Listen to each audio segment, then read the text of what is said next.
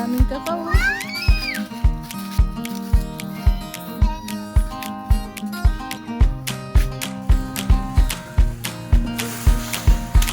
Uy, nahulog na.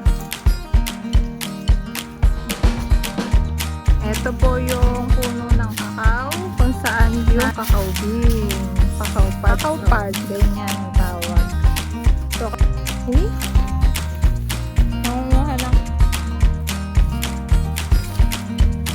Ito, guys. Ayan na, yung ating mga kakao.